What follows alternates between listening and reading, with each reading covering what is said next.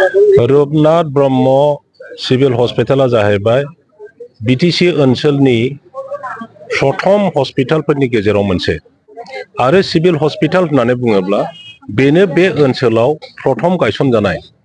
दा बे हस्पिटालखौ रुपनाथ ब्रह्मनि नामाव मानो दोननाय जादों? रुपनाथ ब्रह्मखौ खालि मोनसे समनि मन्थ्रिमोन बे महरै दानाय।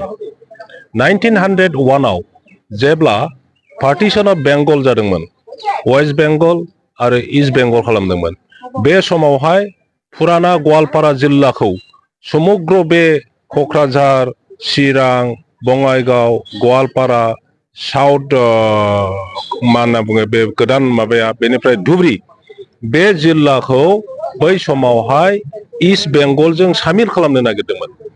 दा बे प्रसेस्टाफोरखौ प्रटेस्ट खालामनानै दिनै आसामनि सिङाव आरो इन्डियानि सिङाव जोङो बे फुराना गवालपाराखौ मोननो हादों। दा बेबायदि कन्ट्रिबिउसन गोनां व्यक्तिनि नामावहाय बे हस्पिटालखौ बानायनाय जादों। दिनै बे जायगानि मानसिफ्रा मोजां देहा फाहामनायनि आसा खालामनानै भारत सरकार, आसाम सरकारजों गोबां जुजिनानै आन्दलन खालामनानै मानसि थैनानै जे जोङो क'क्राझाराव गंसे मेडिकेल कलेज मोननो हाबाय आरो बे मेडिकेल कलेजखौ थांनाय BPF सरकारनि दिनाव BTC समावहाय हाग्रामा महिलारिनि दैदेननायाव जोङो मोननो हादों। दा बे मेडिकेल कलेज मोननायाव जोङो खुसि।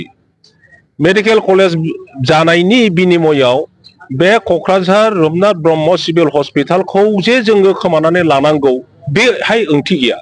बेखायनो जोङो बुंदों मेडिकेल कलेज गायसनग्रा मानसि जोङो दा बुंदों जे मेडिकेल कलेजा गोदानै मोजाङै जानांगौ। दानि एकदम गोदान टेक्न'लजि, गोदान गासिबो साइन्स टेक्न'लजिनि आन्दाराव बे मेडिकेल कलेजखौ बानायनांगौ।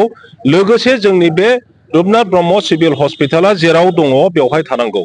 गोबाव सम आरो मेहनतनि दारैहाय बे माबाखौ सिभिल हस्पिटालखौ लासै लासै बानायनानै दिनैनि रुप जोङो होनो हादों। बेवहाय समग्र अपारेशन खालामनो हानाय दिनै फेसिलिटि फैदों। बेवहाय जिखुनु टेस्ट खालामनो हानाय बेमारिफोरखौ बेवहाय फेसिलिटि खालामनाय जादों। गोबां इनफ्रास्ट्राक्चार बेहाय खालामबाय।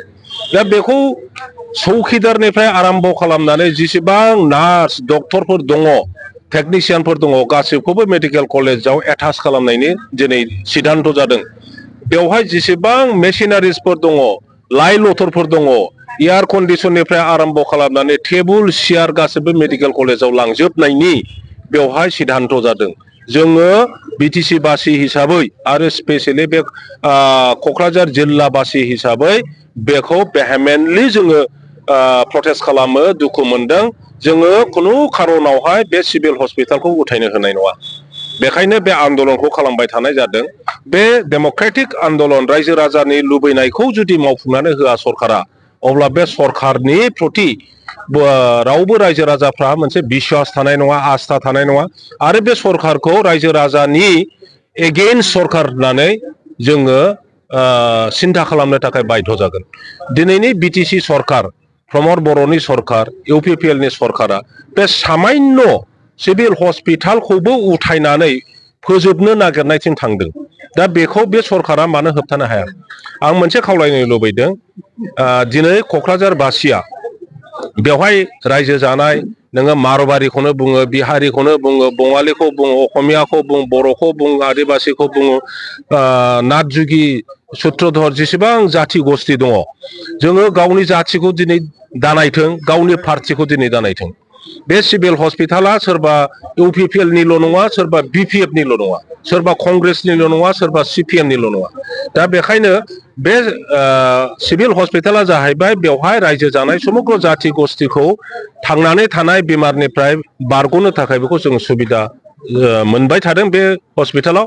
गतिके बेखौ कन्टिनिउ खालामनांगौ।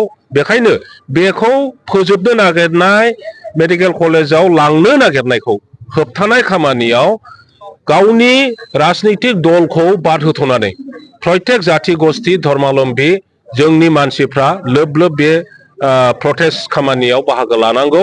आङो खावलायो बाङालि भाइफोरखौ, आङो खावलायो बर' भाइफोरखौ, आं खावलायो असमिया, मारवारि, बिहारि, आदिबासि, नेपालि, जेसेबां जाथि गस्थि दङ बयबो दिनैनि बे सिभिल हस्पिटाल उथायनो नागिरनाय होबथानाङै खामानियाव जेन' बयबो बाहागो लायो।